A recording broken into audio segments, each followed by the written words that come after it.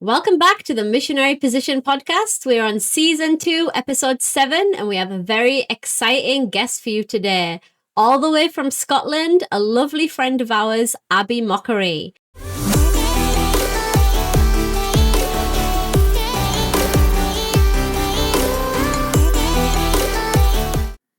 Today's special guest is 22 years old from Scotland and already living a life poured out across the nations. She studied Chinese at Oxford, but instead of choosing the predictable path, she's chosen to go again and again into short-term missions across Asia and beyond. Learning cultures, loving people, and discovering that missions isn't just about where you go, but how you go. And I think this conversation is going to stir something in you, not just to go, but to go well. Because the position we have as a missionary is exactly what it's all about. Okay, let's start with your story, Abbie. You're 22, you studied Chinese studies in Oxford. Where did the love for language and culture begin? See, it's really interesting actually, because I wouldn't ever say when I was younger that I had a love for language, but I definitely had a love for different cultures. Like growing up, I was always like fascinated with the idea of traveling and learning about different people. And yeah, that just kind of then came into, I suppose, when I got into high school, I was just trying all the different subjects out. And not to toot my own horn, but I was good at multiple different subjects. So I kind of had the freedom to pick what I wanted. And it wasn't until I was in my second year of high school that they asked me if I would do a language spelling competition. Wow. In either French or Spanish, and I said that's boring. That's too predictable. I don't like that. But there was an option to do it in Chinese. So language spelling in Chinese. But you can that's the funny thing though, you can't spell in Chinese. So the only way you could do this competition was like character recognition. So they'd put like a character on the board and you'd have to, as quickly as possible, say what the Chinese, like the pinyin is, and then say what the English is. So I did that competition, and that's when it kind of started to be like, do you know what? I really enjoy how challenging Chinese is. Wow. That's maybe more of it's not so much about the language in that aspect. It was more to do with like just how difficult it was. I like to almost torture myself. So like the conquering of it. Yes. Wow. Yeah. And the fact that it's so different, I think like I know people that speak like French and Spanish and German, but I'd never met someone that maybe looked like me who spoke Chinese. True.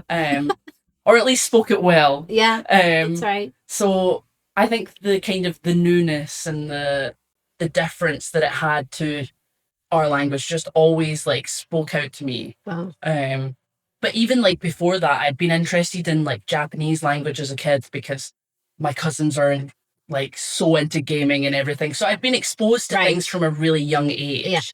Especially from, I suppose, like East Asia, that when it came to that time to pick, like, do I want to study Chinese later on in life, even at school? Like, it wasn't as daunting because I'd already had so much experience of, like, seeing at least what that language is like and seeing what that part of the world kind of looks like from a perspective on TV. Yeah. And then I wanted to immerse myself in that. And the language was, I suppose, the best way to do that. Amazing. So, what was your dream with Chinese studies? So, I suppose my dream kind of started with the first time I went to China, because I went with like 100 other pupils from across Scotland in like 2019. Wow. And out of the 100 of us, only the 10 of us from Glasgow had any experience with Chinese. It's like a Scottish invasion. Oh, yeah. Like, it was very much an organised trip. So, like, you could see the Scotland flag coming, and, like, anyone who was ginger on the trip, they would love you in China because, like, the amount of times people would come up and be like, where are you from? Can my kids take pictures with you? Like, shoving them into the pictures. I felt so bad. These poor kids were crying. Scary. Yeah, they were like, why are you pushing me towards this strange white person? But while I was on that trip, because only 10 of us knew any Chinese, we kind of had a bit of a different experience from the other 90 people on the trip, because not only was I getting like discounts in shops, which was definitely a highlight, Right. but we also had like the experience of being able to just attempt to speak to people because we had a bit more of a knowledge. Don't Right. get me wrong, my Chinese then was awful. Like one story I remember, I was in an elevator in the school we were studying in, and like a guy came in and he was like asking like, oh, where are you from? And I said Scotland, and then he asked a question and I had no clue what he said. Yeah. He got off the elevator and I very quickly pressed the button to shut the door because I was so mortified that I couldn't understand him. Yeah, you like reached your limit with the basic. But actually that experience is probably what like prompted me to have like the dream that one day I would be able to answer that question essentially. Yes. I'd be able to have those deep conversations and deep connections with people by studying the language. But I've also always been like, I'm a history nerd. Like I love history. Like, and when I was studying history in like my final year of high school, I was studying like the Russian Revolution. Wow. So I was already kind of used to, I suppose, like communist history. So China also felt like something that was so interesting to then like, it felt like the subsequent follow on. So when I picked Chinese studies, originally I actually wanted to go to Edinburgh because they did Chinese and history, like separate. But I was like, do you know what? Push myself, apply for Oxford, see if you'll get in. I didn't think I'd get in. But actually it ended up being like the perfect course for me. Wow. Because not only was it like the history of China, we also like, we touched on so many different things, the politics, the religion, the philosophy. We did like classical Chinese, which they don't do at Edinburgh. So like things where like now I speak to Chinese people and they're like, I can't believe you did that at university. Like, you maybe know more than some Chinese people essentially because you've been studied it. Stuff. Wow. But it means you have that like deeper connection because a lot of the things we've studied are actually things that people have done in like high school or things like that. So you can joke around being like, oh, do you know how much I hate classical Chinese? And they would usually say the same thing. So yeah, my dream with it was just to improve my language and to just learn more. Okay. I love to learn, and like I think amazing. For me, like fluency is a hard dream to have, but and I'm still on that journey to that. Even me in English, I'm still on the journey to fluency in English. But yeah, so that I suppose is my dream, was just to like improve my language so that I could go into a situation and not be worried thinking I wasn't going to understand people. Amazing. So when did the shift from just interest take place? When did missions first come into the picture for you? I almost think missions came before my interest in Chinese, because in my home church, like my mum's always been big into missions. So I suppose that's kind of how I'm here in a sense. Like my mum came out to the Philippines when she was 16 and 18 and stayed with the family, but the generation above. So, and she also did a missions trip to Yugoslavia when she was younger, well, former Yugoslavia. So like I grew up hearing about my mum's mission trips. And then in my home church in Scotland, we're partnered with a charity that works in Central Africa, mostly in Rwanda, was where they started after the genocide in the 90s.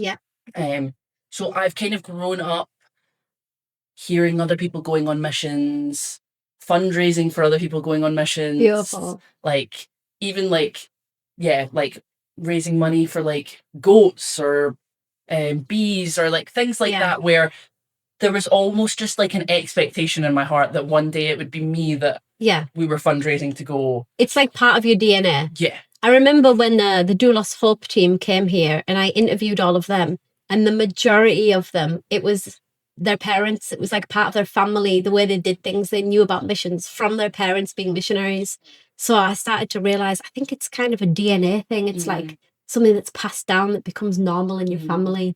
So that's amazing. I am very impressed. You're very unique, very gifted, talented, and Oxford graduate. We are really honoured that you're here today, honestly. Although I say that, if you met some other Oxford graduates, you probably wouldn't think they were as impressive. Well, I haven't met them. Well, at least I can give a good representation for. True, yeah. You're representing Oxford University. That's amazing. Okay, so let's talk about what's the plans for your future with your Chinese studies. It's very much TBC to be Okay, yeah, confirmed. right. I think when I first graduated, so I graduated last year, so it's now been like close to, is it 6 or 7 months that I've been graduated for? And for those first kind of 6 months, I had interviewed like 4 times for a job with the British government Wow. and had got a conditional offer. Yeah. And then at the very last minute, it was kind of taken away from me. Wow. Their loss. If the British government is listening, this is your loss, I must say. But after that, because I thought that was, because I'd got through all the interviews, I thought that was where God was wanting me. I was like, so when it didn't happen, I was like, Lord, why couldn't you take it away at like the first stage if that wasn't for me? So the day that I found out, my parents were on holiday, so I was like in my house with my sister, just like sobbing, obviously, because I had put so much expectation that this was where my studies were leading to. It was going to be in like a professional setting where I could use my language skills. Yeah. But when I phoned up my minister because my parents were away, and I said, "Can I come round to yours? I just need someone I can pray with." Yeah. So when I went over to theirs, I think it was the start of me realizing, and I'm still in the stage of realizing, that actually that's probably not where God wants me. Okay. For now, at least. Who's to say in the future? But I think as of right now, I have like a passion for ministry in multiple forms. Yeah.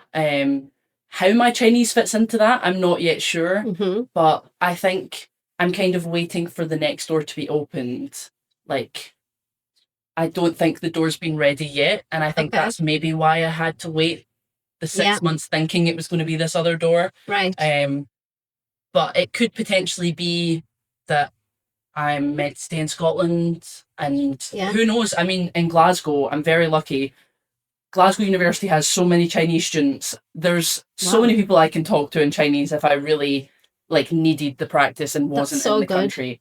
But it could also be that I need to explore being in China full term or being in Taiwan. I suppose I'm currently in the middle of that kind of my trip where I'm kind of figuring that out. Yeah. So once I leave here, I'm going to both China and Taiwan again. Amazing. And it's kind of like, this is my time where I don't have any work to think about, so I can just pray into God.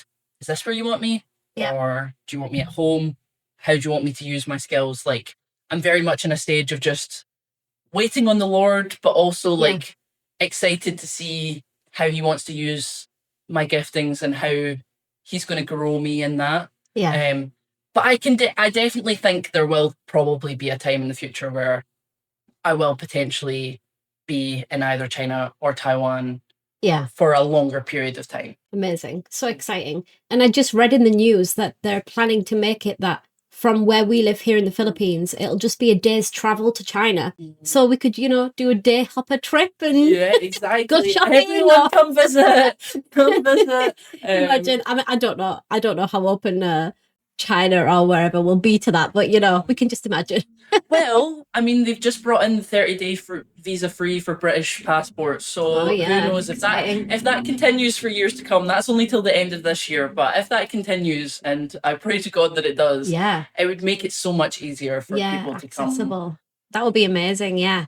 Okay, so there's something powerful about saying yes to God early on in your life, before everything is secure and before your life is fully mapped out. Do you remember your first mission trip where it stopped being theoretical and it became real for you? I think I was kind of thinking about this the other night, and I don't really know where I would class as like my first missions trip. I think in terms of like the first one that was like planned as a missions trip would kind of be when we went to Rwanda, but I'd been to the Philippines just before that. So it's kind of like I've been so many places where I'd almost say like even though the plan maybe wasn't for mission, there was opportunities for mission. Yes. But at least the first time I went to Rwanda was very much like regimented. We're here for mission. Yeah. And it was a dream, in all honesty. Like, Wow. because it had been something like, we started supporting this charity when I was like 10 or something like that. So Yeah. I'd been so excited to go, and I was there with my mum and my two sisters and a kind of group from another church that we partner with. And being there was just like, it was unreal. Like, everywhere I've been, people have been so welcoming, like, Okay. to us, and the experiences that we've had, like, just getting to pray with people, getting to share the word of God with people. Yeah. And just like, almost like we've had experiences where we've like stayed in people's houses and like getting to just do life with other Christians around the world. Like, it still like almost feels like a dream in my mind, like, but it's what real life should look like in every part of the world. Yeah. Like, but yeah, doing mission trips when you're really focused on it, like, it's probably the thing that energizes me the most. Wow. Okay. Even though I'll come back and I'll probably have to sleep for like 5 days. Yeah. While I'm there, like, I'm just like, okay, what are we doing next? Yeah. Like, we actively, the next time we went out to Rwanda, they said, oh, we'll give you this day to rest. And me and my sisters went, we don't need to rest. We're only here for 2 weeks. Like, yeah, that's amazing mindset. Yeah. Let us keep doing stuff. Let us keep meeting people. Like, there's so many more people we can meet, so many more communities. Like, why are we resting when we can rest when we get home? Yeah, that's a great mindset to have, especially on short-term mission, because you can like go in and really charge at it. When it's long-term, you really need to pace yourself, because obviously, you're not there for a short time and you've got to like build habits and things. But I love that. I'm really impressed with your life, and can you say that there's a big difference between supporting a mission and then actually going on a mission trip? Is there a huge difference? Yeah. There's more transformation in yourself, as much as like we can give, like, and we can give willingly. Yeah. When you go, you get to experience the culture yourself, and you get to connect with people. And a lot of the time, at least for people from the UK, when you go on mission trips, a lot of the times you're going to countries where maybe people don't have as much as you do, or they have a very different way of life. And sometimes that can be really eye-opening. It can reveal something about yourself. Could it be that, oh, wow, I'm relying more on money than I am on God? Yeah. Am I like closed off to other people? Yes. Am I like ignorant to other people? It can reveal things that changes your heart and the way you even see like God's mercy and God's love. Yeah.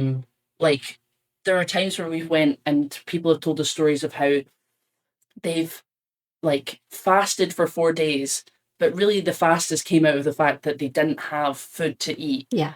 And it got to the 4th day and God still hadn't provided, but they still continued to rejoice in the Lord. Yeah.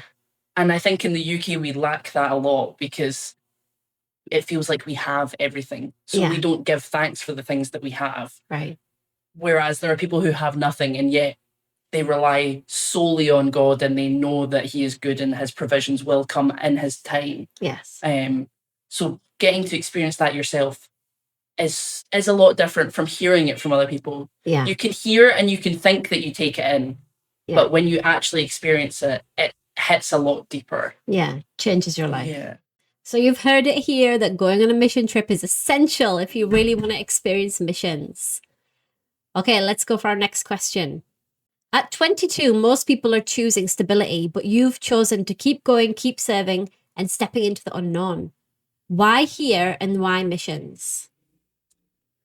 It's not been an easy decision, and it's still something I suppose I'm battling, the kind of control that I have. Because there is, I suppose, expectations that other people have had for me. Right. And I'm having to kind of ensure that everything I'm doing is what's God's expectation for me. Yeah, that's beautiful. But it is hard when you don't have stability, when you don't have like you don't know the exact next step. Mm. And a lot of the time I do like call out to the Lord, like, God, please, I want a clear message. But actually, I suppose there's some joy in the time where we're waiting. Like now that I'm kind of waiting for what the next step is, I'm Mm. able to come here and serve with you guys Yeah. and go back to Taiwan and China and different places and like be with my church family there. Yeah. Like in doing that, there's so much joy, even though it's not, I don't know what the next step is. I Mm. still am growing. I'm still getting to be with people and learn. I suppose I'm in a stage where I'm I'm open to so many things that like I have no doubt that what God has for me is like so much more exciting than I could even imagine right now. Definitely. But it's hard in that moment to understand that. Yeah. A lot of people have said to me in 5 years' time, if I'm maybe back here, we'll be having a conversation. We'll be like, do you remember when we were worried about what the next step was? Actually, Yeah. I'm so glad that God had closed those doors and opened those ones. Yeah. But it's hard in the moment to feel like that. So hard. Yeah. But I just like, yeah, I think my age is a benefit to me Yeah. coming I agree. and being in that, I suppose, because I don't have anyone that's reliant on me. I don't have kids. I don't have a boyfriend or anything. So I don't have anyone that's holding me to one place. Yeah. So why don't I go? Like, Right. why don't I step out of my comfort zone and do things that are different or explore different things? Because I could find something so much better than what's like in my own imagination right now. And I'm sure God will reveal that to me when the time is right. So yeah, while I have the opportunity, I'm very happy to not be living the stable life, even when it can sometimes, yeah, be a bit worrying. But I know in the end that God has me and God has a plan for me, and that, yeah, I'm stepping out in faith, I suppose. Amazing. You're building like building blocks of faith for your future. So in the end, whatever you do for God, you're going to have all this history with him when you were like young and single and everything. When you look back, you'll know that's where, where I learned to fully rely on God, and that's just so pure and beautiful. So again, I'm very impressed. And for everyone listening, take this as an opportunity to go on missions. If you're young and you're single and you're not sure what to do next with your life, don't waste your time. Go on a mission trip. Go and visit other countries and meet some other people from different nations and enrich yourself in their culture. Okay. For someone listening who's never done it, what is short-term missions actually like? Okay, the reality. I suppose it really depends on what country you're in. Yeah. But a lot of the time, it doesn't look anything like what you're used to. So you might be used to a cold country. A lot of the time, you might be going to a hot country. So you have to get used to that pretty quickly. Yeah. It might be that the buildings look a lot different, where you're staying looks a lot different. But at the heart of it all, like you're still meeting with people that God also created in his image. Like we're all the same. So while the place may look different, the food might look different, where you're staying might look different, there are so many things that might be different to what you're used to. There's still like the human connection that will never change. Yeah. Like even though language can sometimes be a barrier, something like 80% of our understanding comes from like people's body language. Yeah, Like it's so easy to actually like if someone say like explains something with an action, it's so easy if you just like focus on them to actually understand, okay, they're talking about this, they're pointing to that tree, they must be talking about something to do with that. The reality is, I suppose, that you step in some ways out of your comfort zone, but there's still areas of comfort you can find within that. Right, that is true. Yeah. And actually, I think stepping outside of your comfort zone is really quite interesting. I think you should never turn your nose up at food that's different in another country until you've tried it at least once. Yes. You can't complain until you've tried it. And I'm sure I've tried probably some pretty wacky stuff to people. But I've tried it. Yes. So now I can say if I like it or not. Yeah. And it also means that, like, for some people, the food that we would maybe turn our nose up at is the food they really love. So who's to say that I'm not going to love it as well? Right. I suppose yeah, the other parts of a short term mission at least, um, I suppose you're only getting a glimpse a lot of the time. When you live in a country for a lot longer, Mm. like I did when I was on my year abroad, you get, I suppose, down to maybe the deeper levels. But Yeah. while you're on a short term mission, in all honesty, you can make it what you want. Like Right. there's so much flexibility in a short period of time. Whereas with a longer term mission, you really have to get immersed. Yeah. In 2 weeks, yeah, you can take those snacks with you from home and you can be eating cereal bars for those 2 weeks while you're away. But if you're Yeah. in the country for a lot longer, those cereal bars are going to run out. Amen.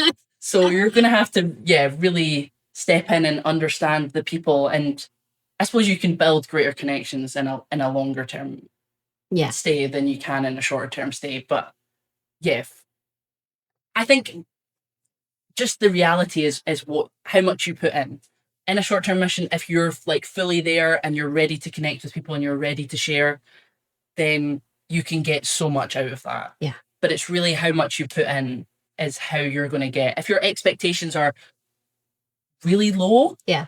then you might not actually get much out of it because you're expecting, oh, I'm going to be shy and I don't know what I'm going to do and I'm scared for this. If you're just thinking, God, use me, like help me, even if I'm feeling uncomfortable, like I want to be in it for you, then you'll get so much out of it. Yeah. I think like as well, short-term missions. Lots of there is a lot of negative talk about short-term missions, and as a long-term missionary, we have a lot of short-term missionaries visit us and teams and things. So I do see both sides of the coin, but I am a person that really I wanted to be a missionary all my life, but I knew for sure after short-term mission that this is what I want to do. And so yeah, you are filled with like the glitter of the short term and the excitement of the new and everything, which kind of can attract you to it. But I definitely think short term missions is a great opportunity to have like a mirror of yourself to either see yourself for your weak spots, your comforts, all the things that you rely on, like you said. Or if you refuse to look in that mirror, other people get to see you for what you really are. So it is a very defining moment, either for you or the people you go with, and definitely like life-changing moments. So very exciting. So Abby, you've studied language, culture, and the value of going deeper. How important is that in missions? I think it's so important. I think when you understand someone's culture, it's so much easier to connect with them. And I suppose language is always makes things easier. Right. But nowadays we have such good technology that things are becoming easier and easier, even if you don't know the language. But knowing the language, I suppose, gives you a, a foot in the door. Right. But understanding the culture helps you actually live in that place Right, and actually exactly. be in community with people. Yeah. And it makes you understand, like, oh, I understand why they do that differently, or I understand why they do this differently. Because a lot of the time we can, if we go into it and we don't understand the culture at all, we will struggle to really understand people's way of thinking and understand maybe why they don't like something or why they are so open to the gospel, why they're closed off to the gospel. Like we need to, I suppose, understand. It's about understanding people. Yeah. When you understand people, it's a lot easier to connect with them and a lot easier to grow in relationship and grow in fellowship. Um, and I suppose it's a lot easier but that's easier said than done, I would say. Yeah, of Like, course. we can say that we understand the culture from like a textbook point of view, Yes. but then when you're actually living in it, it can be a lot different. Yeah. So it's about making the effort is the most important thing. Like understanding beforehand, maybe what are the key things that I should know. Yeah. But then once you get there, just really watching how do people do things, how do they live their life, what habits do they have. Like you can learn so much culture in a week's time. Yeah.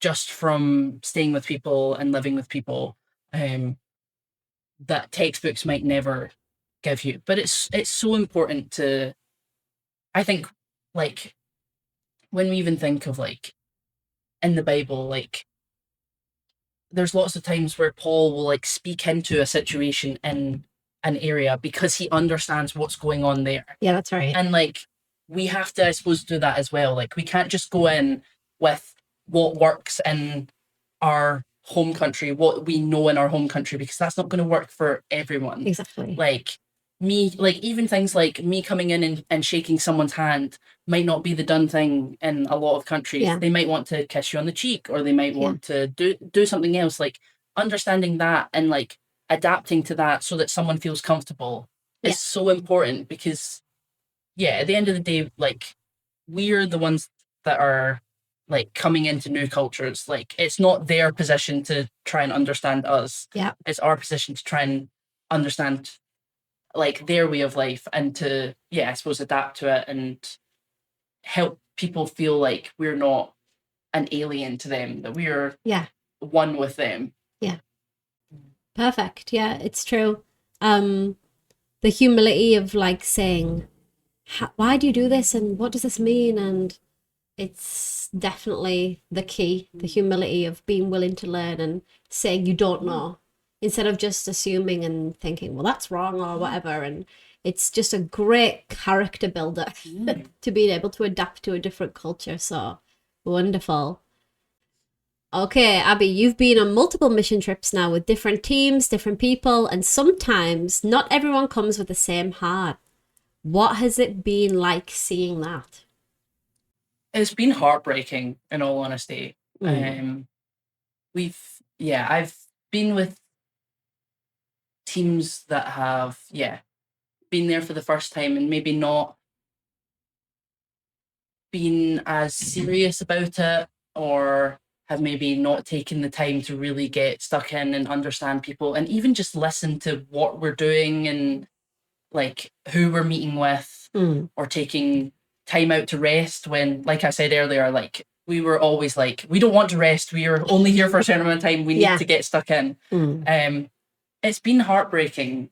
And I suppose it's kind of like pushed me to think like, what is our purpose in being here? Like, are we coming because we want to have a nice little holiday, right? And we want to see a new place and we want to see some people, and we'll maybe come say hi to some people, but we'll leave after that, and we'll just remember the kind of the nice food we had and the nice laughs we had. Or are we coming because like we want to like spend time with people, and like I'm after one of my last mission trips, I'm so like, I find like there's a term like ministry of presence. Yeah. And like just how much joy you can have being in fellowship with people, just spending time with them, and like the joy you can get back as well. Like it's two ways.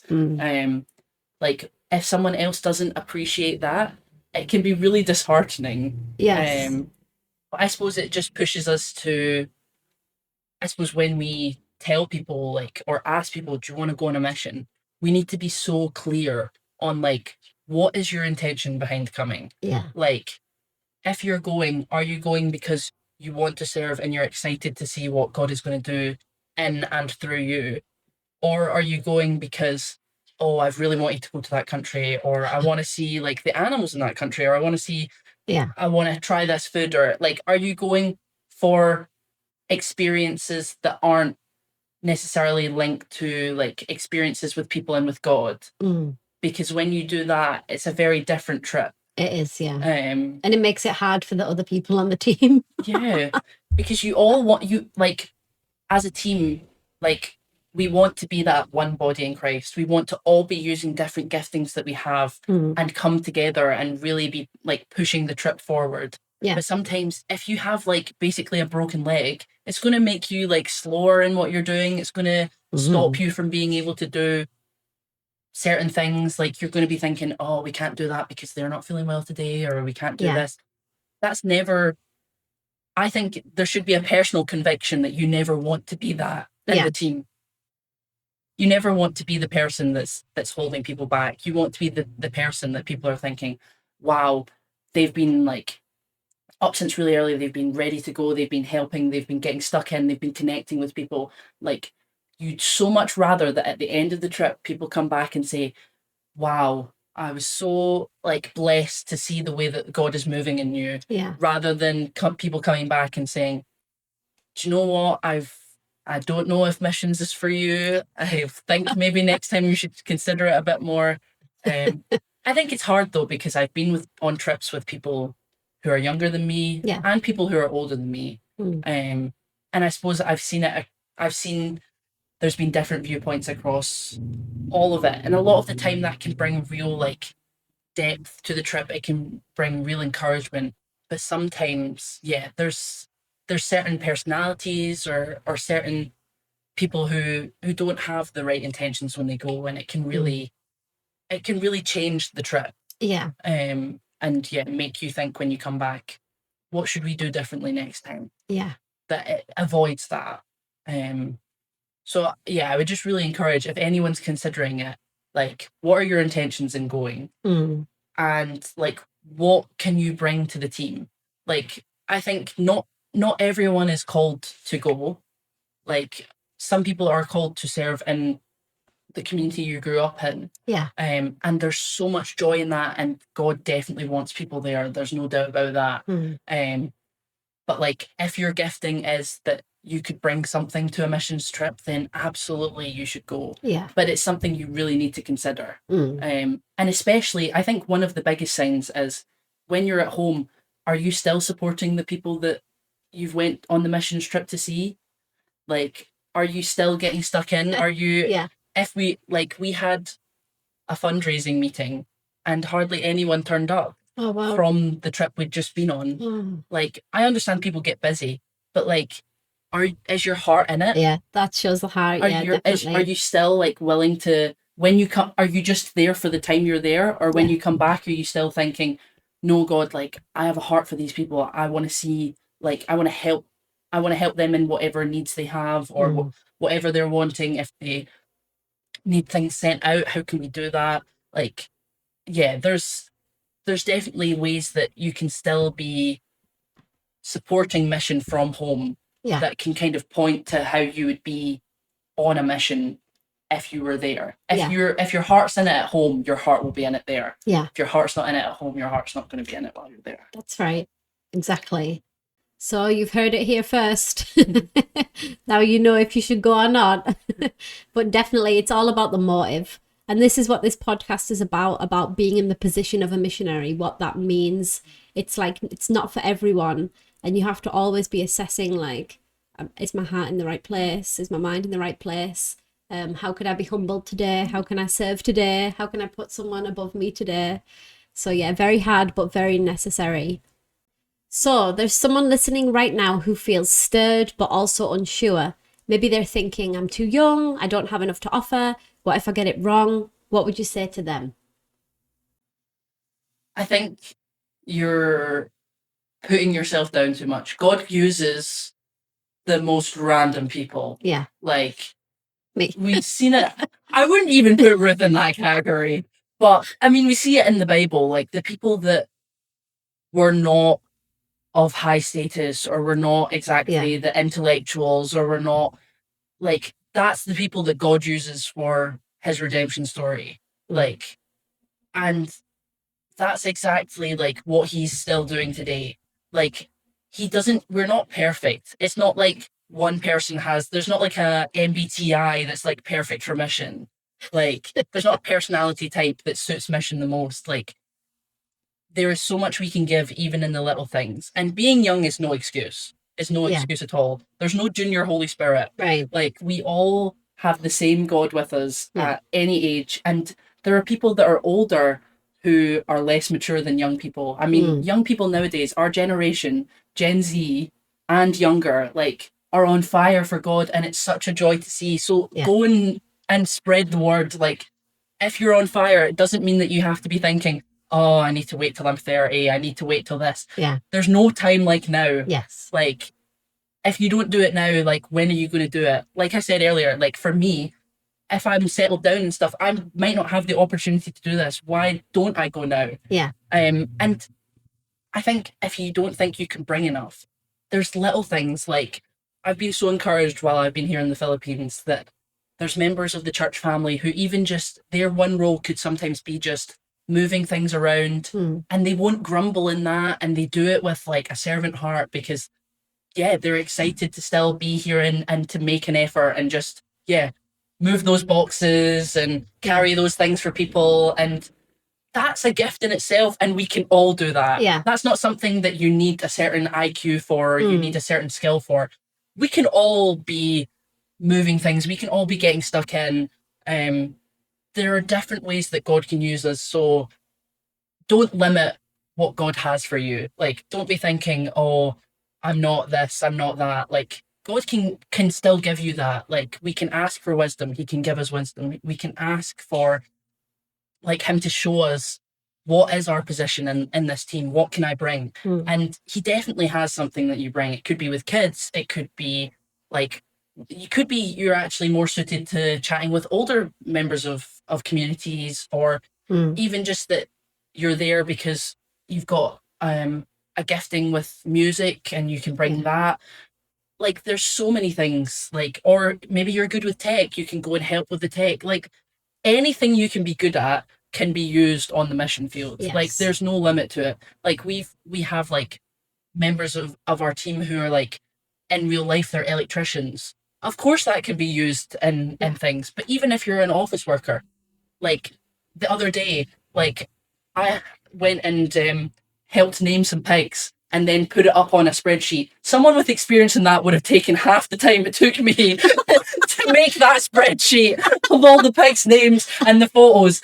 That's a skill in itself. There is so many ways that we can be used for God. Like, we shouldn't limit the plans that He has for us. Definitely. Yeah. I remember we had one girl in our church who was very arty, and she said to God, like, how can you use my art for like your kingdom? You can't. And then we got her to run our social media, and then now she works in a church in Manila, and she works for a British company as well. And she just laughs now, thinking, "Whoa, I really like went out there on a limb and said to God, like, I'd kind of tested God. Can you really use this for your kingdom?" And then He was like, "Let me show you." So yeah, there's no helps, no gift too small. God will use it on the mission field. Marvelous. What would you say makes somebody ready to go? I think if you're going to wait till you're ready to go, you're not going to go. Bingo. Yeah. I think that like there's no exact like checklist, like I need to have X, Y, and Z. I suppose what you need to have is a love for the Lord, Yeah. and a love for people. Mm. If you don't have that, then why are you going? Right. Again, that comes back to your purpose in going. But Yeah. as long as you have those two things, like it doesn't even matter. Like for young people, you're probably thinking like, oh, I couldn't like quote verses from the Bible off by heart, or like I can't do this. That's fine. There's the joy about at least short-term missions is you usually have a wide range of people. There's going to be someone else that can do the preaching or can cover that area that you maybe feel you lack in. But there's things you can bring that they maybe don't have. Like say our generation's so good with social media. Yeah. Who's to say that's not where God is wanting you, like, and you're ready in that part? Yeah. Doesn't mean He's not. And also, like, missions is a time where you grow and learn. It's not like you like do short-term missions and then okay, I'm ready to be a long-term missionary, and you're not going to grow at all. You're still learning, like the whole time, every single time. You could have been to the same place 12 times, and each time there'll still be something that God's teaching you in that, or God's growing you in that. It could be patience, it could be so many different things that if we're to wait for when we're ready, we would never go. Yeah, there's just no time like now. If you're sitting thinking like, oh, I'm not ready, you probably are ready, you're just holding yourself back. Like if you're already thinking about it, then the time is now. Marvelous. Wonderful. So how has this life of going, serving, stepping into different cultures changed you personally?